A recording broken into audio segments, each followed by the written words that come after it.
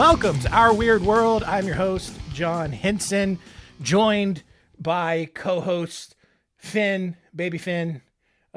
He has no idea what's going on right now, but he is here to listen to some airplane stories. You like planes, don't you? He stares blankly ahead. Yes, that's as good as we're going to get from him at this point.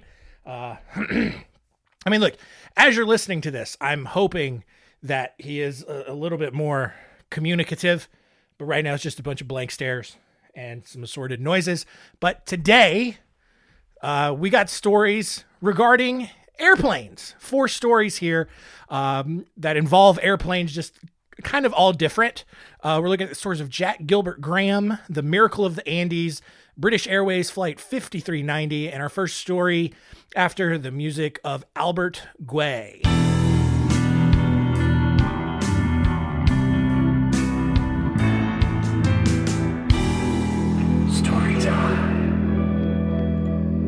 Albert Guay, I think it's Guay, it's G-U-A-Y. I don't think it's gay, I think it's Guay, especially because he was actually, you know what? It might be gay. Albert Guay, because he was a jeweler and a watchmaker in Quebec City, Quebec, Canada. He had a wonderful wife. Everything was great, right? He was successful, at least on the outside. Not everything was really as great as it seemed, because Guay, he fell in love with a 19-year-old waitress named Marie-Ange Robitaille, and the two began having an affair. Because Quebec and Quebec City, overtly Catholic, because, French, obtaining a divorce was going to be next to impossible, because if you're Catholic, it's just not a thing you do. You just grin and bear it, and you just be miserable. Instead, however, Gay decided to call off the affair and devoted the rest of his life to changing the political climate of Quebec to a more liberal philosophy that was more lenient toward married couples who wanted to get divorced. And that's not true at all. Instead, he took literally the only other path that made sense to him, and that was to plot his wife's murder. At first, he thought that he could just simply poison her, like so many murderers and serial killers have done so far in the history of this show and in the history of ever. But he quickly reasoned that it would be much easier for authorities to link him to the crime, and that's pretty smart. He's a thinker, all right? He's thinking this through. Obviously, poisoning her, he's going to be the first suspect that they come after.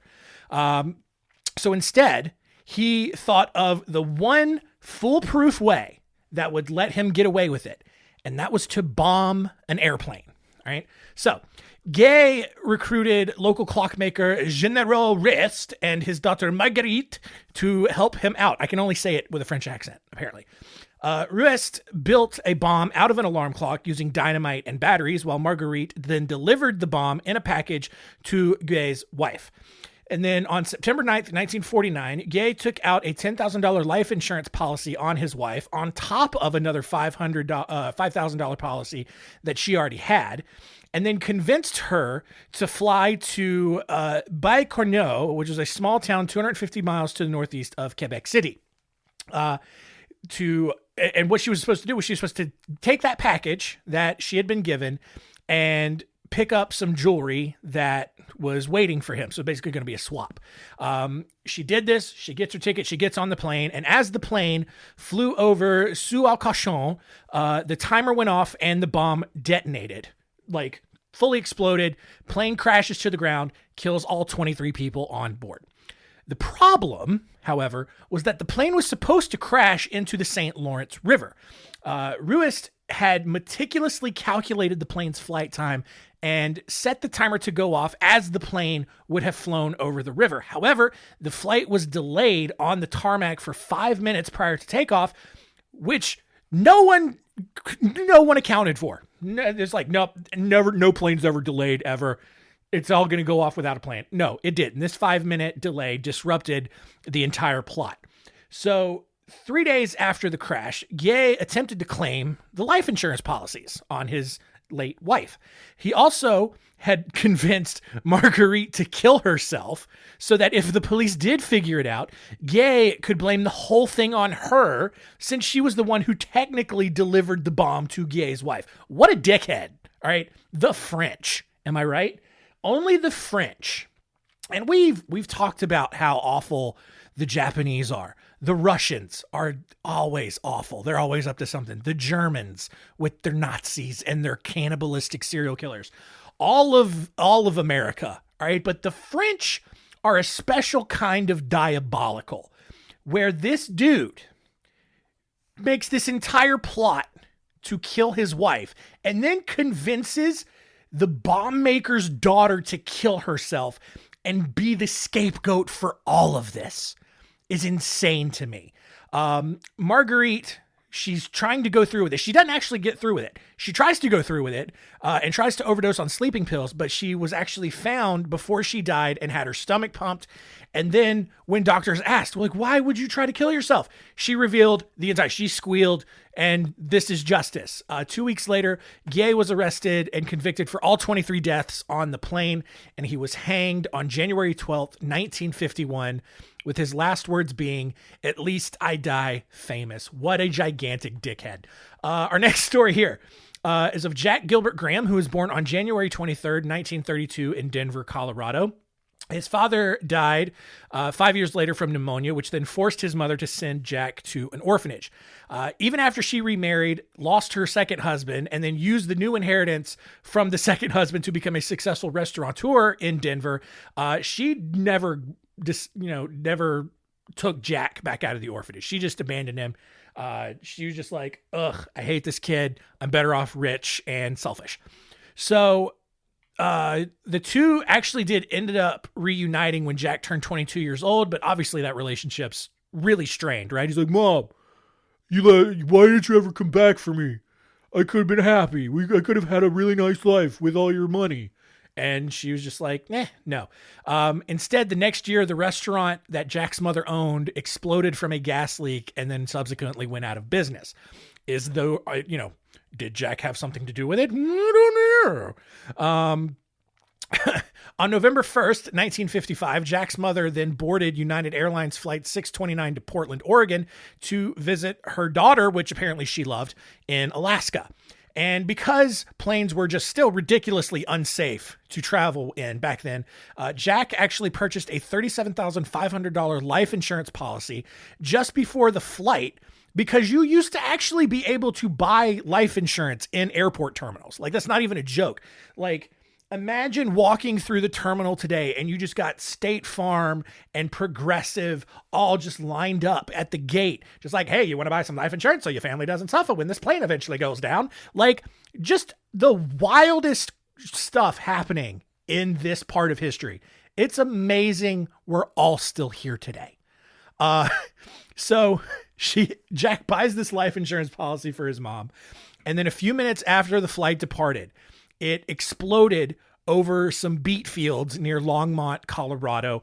Everyone on board the plane died. So, of course, obviously, Jack bombed the plane. You knew this, right? Investigators also felt like they knew this after looking into everyone who was related to the crash victims. They had found also that Jack had already spent 60 days in prison for check forgery and illegal whiskey transport. They saw that he had not only collected the insurance money following the explosion of his mother's restaurant 3 years before, or whenever it was, or the year before, actually, but he had also parked his truck in front of an oncoming train to collect the payout from his auto insurer as well. So dude's just running all kinds of scams and trying to get that life insurance money. I have bored Finn to sleep already. We are not even 10 minutes into this episode. Homeboy is out cold. So I don't know what that says about my voice for podcasting. Maybe that's why downloads are still pretty low, because I put you all to sleep and you listen to this in your car and you fall asleep and die. I don't know. Maybe. Who knows? Anyway, after determining what piece of luggage that the explosives in the plane were in. They also found bomb-making evidence at Jack's house, and Jack also confessed to bombing the plane, so that helped. Jack was arrested and charged with sabotage and murder. United Airlines, along with the FBI, wanted Jack executed as a way to encourage people to not bomb planes. There was just kind of one problem at the time. At this time, it technically wasn't illegal to bomb an airplane in the United States, right? Which is wild to think about. But also it's like, it's one of those things where it's like, why create a law for things that have never happened? That would no one had apparently thought to think, even though like you had kamikaze pilots from Japan in World War II using planes as weapons and blowing them up and all of that. No politician thought, man, these giant metal tubes full of highly explosive fuel and can go speeds that can really tear a path of destruction. People could use these as weapons. We should outlaw any chance of that happening. Not that it would have made a difference, but none of that was on the books. And so there wasn't really a huge list of crimes that he could be charged for. He was prosecuted for the premeditated murder of his mother, but everyone else on board, he wasn't charged with that. And again, like, I don't think it would matter because he's found guilty of murdering his mom. He's going to get life in prison anyway. It's not like his sentence was going to be that drastically different if he was found guilty of killing however many other people were on board. So I guess it doesn't really matter. Although he tried to recant his confession, there was already too much evidence against him anyway. And after a failed suicide attempt in his cell, Jack was executed in the gas chamber on January 11th, 1957. Our next story here is of the Miracle of the Andes. You may have actually heard about this story before. It's a pretty famous story. On October 12th, 1972, members of the Old Christians Club rugby team from Montevideo, Uruguay, boarded an Uruguayan Air Force Fairchild FH-227D. It's a plane. You get it. That would charter them to their upcoming match against the Old Boys Club, an English team in Santiago, Chile. When an unexpected storm over the Andes Mountains popped up, the plane was forced to land in Mendoza, Argentina, and they had to stay overnight.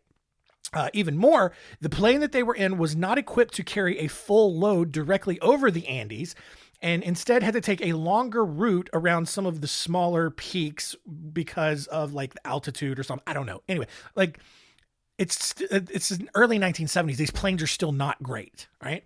So the next morning came and the storm had still not let up, but the plane needed to take off. And after several delays, they finally left Mendoza in the middle of the afternoon. Pilot Julio Cesar Ferradas had flown this route nearly 30 times. He felt comfortable doing it, even in a storm. And he was also training Dante Hector Laguara to be a co-pilot to help him do that as well. But because of the thick cloud cover over the mountains, the pilots had to follow their instruments and radio to navigate them to Santiago, which is a bonkers thing to think about.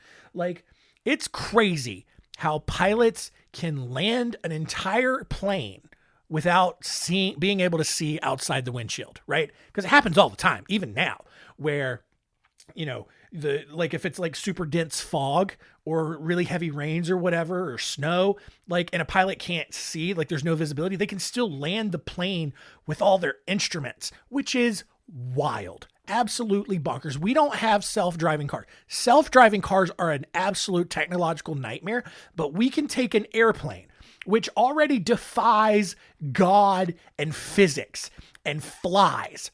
I still don't understand how any of that works. We figured out how to do that, and we figured out how to let it fly and almost practically land blind. It's amazing. I don't understand any of it, right? But unfortunately, on this flight, LaGuardia got really confused, and he thought that based on the instruments and the radio communications, that he thought he was a lot closer to Curico, the point in the route where the plane was to then turn north to begin its descent down into Santiago. But he really wasn't. He was way far off. The air traffic controller in Santiago, who was unaware that LaGuardia was unaware of where he was, told LaGuardia to start descending from 18,000 feet down to 11,500 feet. Because again, air traffic controller, he doesn't know where this dude is. Like, it's not like they have like really accurate radars right now. They can't pick any of this up. air traffic control is relying on the pilot to know where they are. So they can then use coordinates to kind of tell them where to start descending. No one knows. However, the plane, which is still over the Andes when it wasn't supposed to be, hit severe turbulence and eventually just started bouncing off the tops of the rocky peaks that were out there. The first collision broke the tail cone, which is an important piece of the plane. The second collision ripped off the right wing, which is an even more important piece of the airplane. And then the third collision ripped off the vertical stabilizer and the rest of the back of the plane, which then ripped a hole in the fuselage and sent luggage and the back 2 rows of seats free falling out of the plane. This is a nightmare to imagine if you fly a lot. 3 passengers, a flight attendant, and the plane's navigator were just immediately sucked out of this plane. They're gone. All right. A few seconds later, the left wing was ripped off of the plane, which you definitely need 2 wings.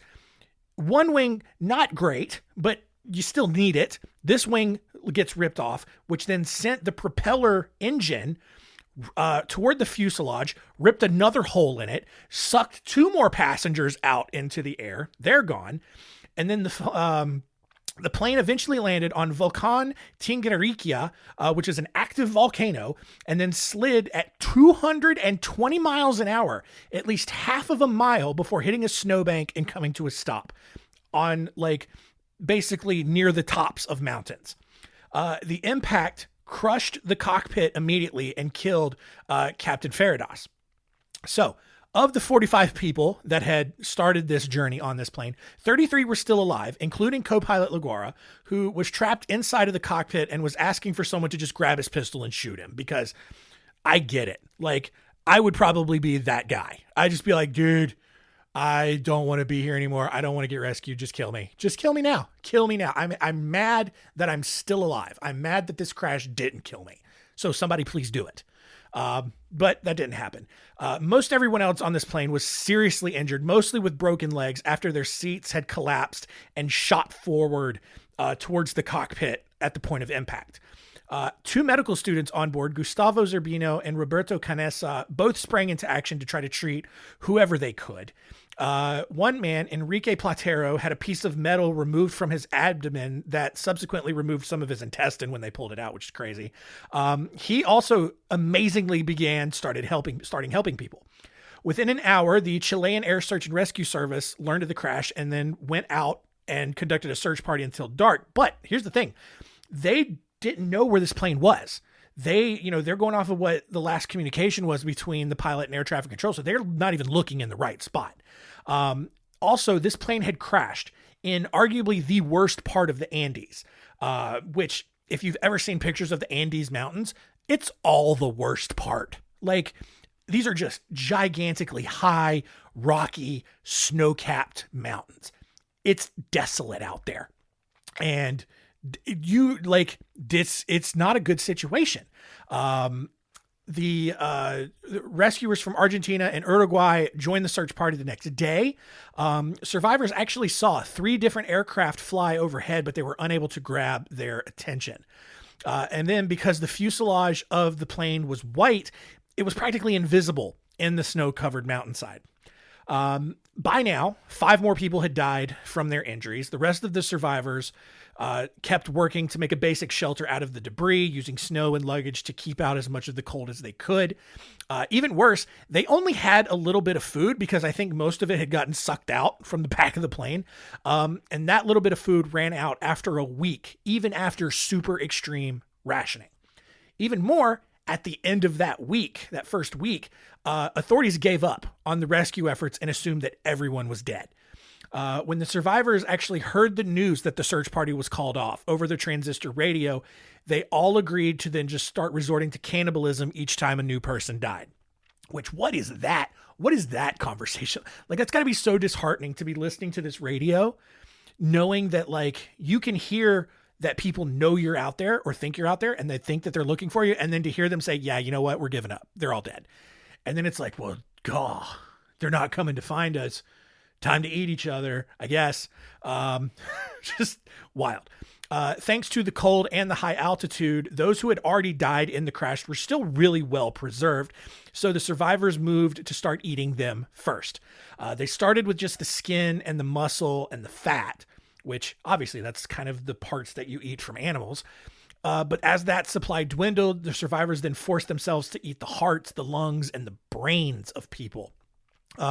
Although some people feared that cannibalism was basically a first-class ticket to hell thanks to their silly Catholic rules, others saw it as a form of communion and used other Bible verses to rationalize that it was totally okay to eat a dead human being under very, very unusual circumstances. On October 29th, 17 days after this crash, an avalanche actually formed on the mountain and struck the aircraft, killing 8 more people.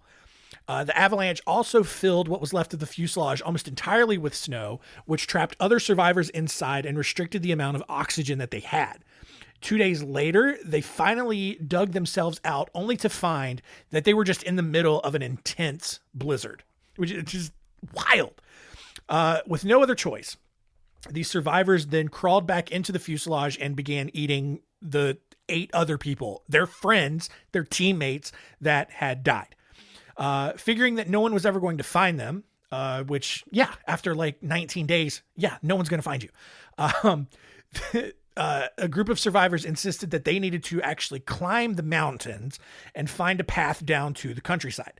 So following a few short exploratory expeditions, the survivors actually suffered from altitude sickness, dehydration, and snow blindness, and just realized that they were not going to be able to travel a significant distance. Eventually, the group selected the strongest members to leave the crash site to go find help. So on November 15th, a small group headed east. And after a few hours, they actually found the tail section of their plane along with ample food and a 2-way radio. So after camping at this wreckage overnight, the group continued to their next campsite, which actually nearly froze them to death trying to get there. But figuring that they wouldn't find any better shelter, they decided to return to their previous campsite, remove the batteries from the plane, and bring them back to the rest of the group so they could potentially power up the radio to get help. Unfortunately, they quickly found that the batteries that they were carrying were way too heavy to carry uphill. So they decided to just disconnect the radio from the fuselage and bring it back to the batteries to reassemble it. One of the survivors in the group, Roy Harley, had actually dabbled in electronics and offered to help put this back together. Unfortunately, these batteries were not strong enough to create the voltage needed for the radio, and the group was forced to give up this idea. By day 60 days, 2 full months, surviving in just Arctic conditions on nothing but people food. 3 other people had died. They had also heard that thanks to the warmer weather, however, a Uruguayan Air Force team had actually resumed the search for the wreckage. It's really more of a recovery mission at this point, they thought. 2 survivors, Nando Parado and Roberto Canesa, without any survival gear whatsoever, then spent the next 10 days climbing nearly 4,000 feet in elevation and hiking 38 miles for help. Miraculously, these 2 guys actually found someone, a Chilean mule skinner named Sergio Catalan, who gave the men food and then rode with them 10 hours down the mountain to finally alert authorities. And then finally, on December 22nd, 72 days after the crash, 2 rescue helicopters reached the survivors and took half of them and then returned the next day to rescue the remaining group. Just insane story. They made a movie about this. The movie mostly really provides a good visual depiction of what happened, but good God, absolute nightmare scenario. Our final story here happened on June 10th, 1990, when British Airways Flight 5390 departed from Birmingham, England, for its destination in Andalusia, Spain. Everything was totally normal, and pilots Tim Lancaster and Alistair Atchison both released their shoulder harnesses once the plane had reached 17,300 feet to prepare for the meal service. Suddenly, there was a loud bang, and the cabin quickly filled with moisture, which is not what you want to have happen in an airplane. That's because one of the windshield panels on Lancaster's side of his plane had not only blown out, but the resulting pressure had actually sucked this dude partially out of the plane. The only thing that kept him from getting fully sucked out, his knees actually caught the flight controls, which like held him back from being fully sucked out of this plane. However, being 17,000 feet in the air going hundreds of miles per hour is not an ideal scenario for a human body. Even more, this incident, like when he got sucked out, it had caused the airplane's autopilot to disengage, and it's gone a rapid descent. All right. Because his knees are on the flight control. So his knees are probably pushing the whatever steering wheel thing a plane has, whatever 4D steering wheel a plane has, just pushing it down. And this plane is nosediving. The sudden change in pressure also blew the cockpit door off its hinges and onto the throttle control, which caused the plane to increase its speed as it descended. So not only is it a nosedive, it is accelerating towards the ground. Steward Nigel Ogden, who had just entered the cockpit when the window flew off, rushed over to grab Lancaster to prevent him from being fully sucked out of the plane, while other stewards rushed in to try to clean up the mess and also kind of keep people from freaking out. But it's not going well. People are freaking out because you can tell when an airplane makes a rapid drop, and it's not fun, right? Especially when you can't see where you're going. And even more, because the plane wasn't equipped with enough oxygen for everyone for some reason, which I don't even know how that's possible. Atchison quickly grabbed the controls and tried to stabilize the plane at a low enough altitude that with sufficient air pressure for everyone to be able to breathe again. And then finally, once the plane was stable and the autopilot was re-engaged, Atchison tried to send a distress call to air traffic control, but he was struggling to hear anything that they said in response because the wind coming through the open hole in the cockpit was way too loud. Because by now, Lancaster, no, actually, he's still hanging out of the window at this point. Like one of the stewards is just kind of holding on to his pants. And there's just all of this, you know how loud it is when you roll the windows down in your car. So imagine how loud it would be if you're going like 500 miles an hour. It's going to be super loud. It's such a weird visual. Lancaster, he's still like halfway sucked out of this plane's window. And he's also just kind of flapping around. He's just flapping and flaying around. He's banging against the fuselage. And he's also beginning to suffer from frostbite because again, they're still super high in the air. It's cold out there, you know? Even though it was June, it's June like in England, and that's still pretty chilly, especially higher altitudes. So he's suffering frostbite. Even worse, Ogden, who was supposed to be trying to pull this dude back into the plane, he was losing the battle, and Lancaster is actually he's losing grip, and Lancaster, more of him is getting sucked out of this plane. Everyone actually assumed he was dead. They just assumed he got sucked out of the airplane and all of the air got sucked out of him. He basically just suffocated really quick. So they just assume he's dead. So they're almost trying to figure out if they should let him go or pull him back in and keep him for a proper burial. They also another reason why they wanted to bring him back in. They didn't want him to get fully sucked out and then get sucked into the engine of the plane. So they would have to Sully Sullenberger this plane down into the water somewhere, which would be wild. But that did not happen because that would have killed everybody on board. This would be a way more popular story. Eventually, though, Atchison was able to make an emergency landing at the Southampton airport. Lancaster, much to everyone's surprise, was still very much alive, albeit with frostbite, shock, and several broken bones in his arms.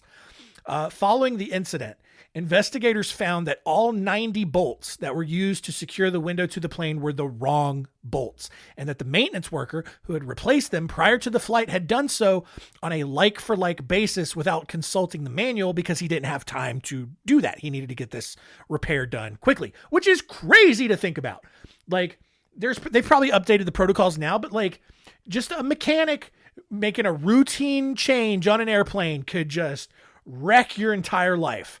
And that's wild. And we pay $500 because, we got to get to Orlando in 2 hours. Wild. Absolutely wild. Atchison, Ogden, and another crew member were awarded the Queen's Commendation for Valuable Service in the Air. Atchison was also awarded the 1992 Polaris Award for his heroism. This plane was repaired again and then returned to service before being retired in 2001. This plane kept flying for more than a decade.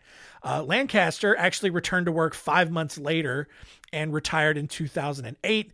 Acheson also continued to work as a pilot until his retirement in 2015.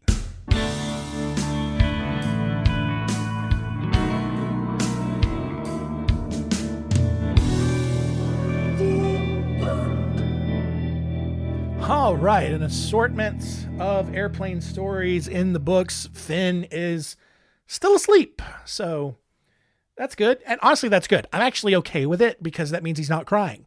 And, I think we can all live with that. So let us see what we learned today.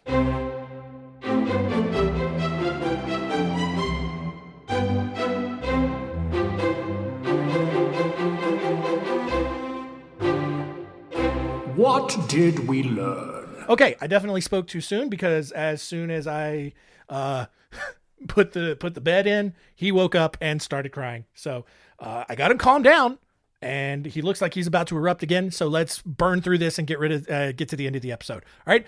Number 1, Albert Guay, giant dickhead. He's French. Obviously he is. He made a plot to bomb a plane to kill his wife and also tried to convince the daughter of the bomb maker to kill herself to take the fall for all of it. He's a dickhead. Number 2, Miracle of the Andes. This rugby team crashed in the Andes. A lot of them died. They had to eat themselves, but after 72 days, they got rescued. Wild story, Finn, that you slept through. Crazy, right? Number 3, British Airways Flight 5390. Pilot gets partially sucked out of the window. He's just wacky, arm-flailing tube man in it out of the side of this airplane for God knows how long. But he survives. Everyone survives. Everything's cool. Yeah, that's it.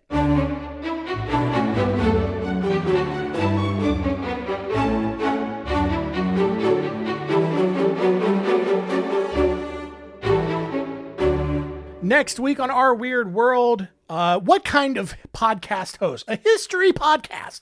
What kind of podcast host would I be if I didn't acknowledge that we are in Black History Month right now? So we're going to talk about some Black history next month with some more famous-ish race riots from history. 3 stories coming at you. We're going to look at the stories from Arthur McDuffie, the Perry, Florida race riot, and the Wilmington insurrection. So get your white guilt ready to go because there's going to be a lot of it. And that's going to do it for today's episode. Thank you so much for continuing to listen. Keep telling all your friends and keep it weird.